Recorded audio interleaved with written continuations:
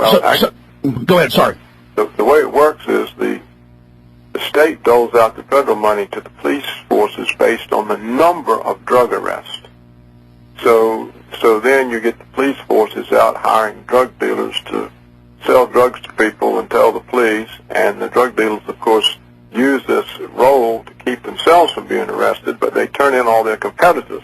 That's it, and it's the same reason with family violence, that if the neighbor hears people arguing, the cops come, no one's hurt, nothing's broken, they still arrest someone because just the arrest gets them a bounty for that, too. Right, that's exactly it. And that's the reason, and see, so the SWAT teams were created, the first ones were in Los Angeles in the 60s. They got a big boost from Ed Meese's war on drugs during the Reagan administration. And they first called them Special Weapons Attack Teams, not Special Weapons and Tactics. That's right. The assault teams, I think they call them, yeah.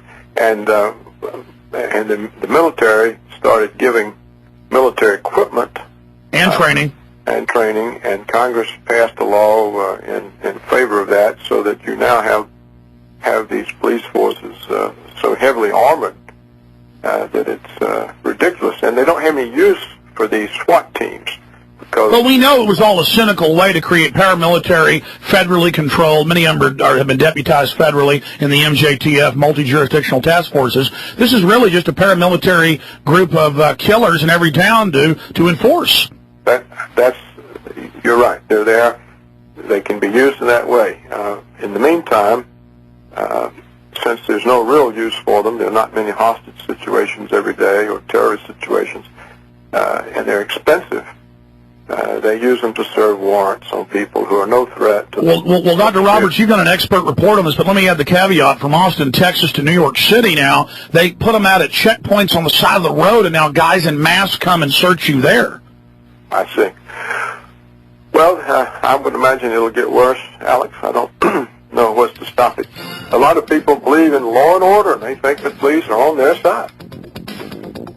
We've got a 1-minute break. I want to hold you for just 3 or 4 minutes on the other side, because I want to ask you about Newt Gingrich, Hillary, all of them calling for free speech restrictions, and the Lobbying Reform Act with Section 220 to imprison bloggers if they don't register as lobbyists. So stay there, Dr. Roberts. I've got one more question for you. This is powerful info. Order a copy of this show for your friends and family at GCNlive.com or call 877-300-7645. Nuclear reactors provide economical energy, but would you be prepared during an accident? During nuclear disasters, great amounts of radioactive iodine are released into the atmosphere, which are then readily absorbed into the body. Medical Corps' potassium iodate gives you virtually complete protection from the most feared consequence of a nuclear accident, radioactive poisoning. Potassium iodate can protect against radioactive poisoning by filling the thyroid with good iodine. This harmful radioactive potassium iodate is better than the iodide form because it is not as likely to cause upset stomachs in children, the elderly, the sick, and pets. Order the official potassium iodate for only $24 and save $5 by calling New Millennium at 888-803-4438. Call now and get free shipping. That's 888-803-4438. Waging war on corruption. Alex Jones on the GCN Radio Network.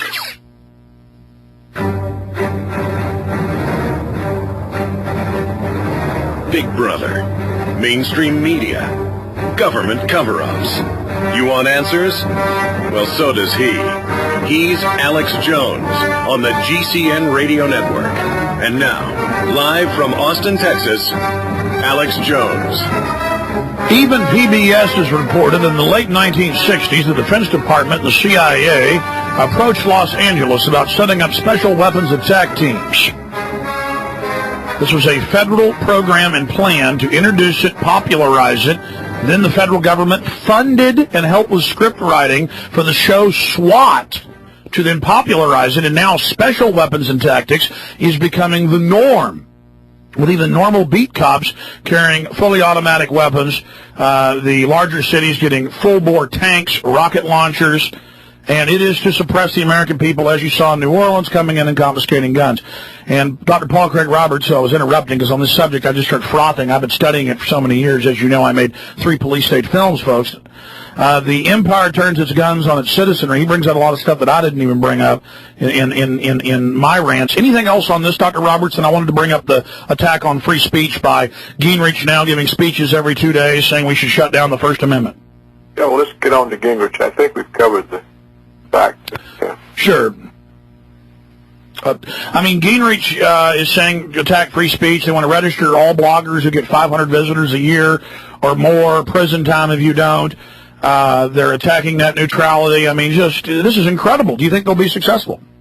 They may well be. I think that once the police state starts, it's hard to stop it, and the only thing they don't control is the Internet. They control what's called the mainstream media. So I would imagine you will see these assaults. Probably the only, the funny thing that will result from this is the only place that you'll have any Internet that's critical of America will be in China or Russia. They won't be able to reach and shut down those sites, you see. At the same time, those sites won't be allowed to be critical of China or Russia. But they will probably be able to carry on about what's going here. The thing is the people here who experience it, see it, will have a hard time getting the word out. Well, that's it. Yeah, it goes back to regionalized news like we had a decade ago where nobody knows what's going on. Yeah, that's right. I think that they will go after the Internet. They'll go after it in many ways, and you're right that Gingrich, in fact, Hillary, any number of them, believe that it's necessary to suppress free speech in order to defend the nation from terrorists. So there you have it. How do you think Newt Gingrich has so much nerve to give speech after speech, even at free speech meetings, saying, look, we got to restrict free speech? And then before the Congress, Alberto Gonzales a few weeks ago came out and said there is no habeas corpus in the Constitution. He said there's no guarantee of that. Yeah.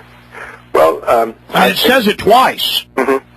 Well, of course it does. But you're saying why are they saying? Are they saying all this because they realize they have control, they can get away with it. They got away with 9/11. They have started a war. It's a war criminal government. They're getting away with everything. And so I think they can say whatever they want. The Federalist Society, which is a collection of Republican lawyers, supposedly people who believe in original intent, but what it really believes in is power in the executive. And that's the basis for all the judicial appointments that the Republican Party makes. And so who's going to criticize them? Other than the people on the Internet, like you and me, there's no way to criticize them. So I think getting away with 9/11, it was the Reichstag fire, and this whole thing may go on until they have a Stalingrad. Well, I think they're going to have a Stalingrad. They're going to have a Waterloo because people everywhere are becoming enraged. And, I've got big mainline talk stations calling up, picking up the show, that are owned by medium-sized companies where their CEOs are angry. I think the worm's turning. I think we've got a chance, though, Dr. Roberts. Well, that's why we keep speaking out, isn't it, Alex? So good luck to you and everything you do. God bless your courage, and thank you for spending so much time with us, Dr. Roberts. Your columns are all over the web. People can find them there. Take care. We'll be right back with Mr. Brown.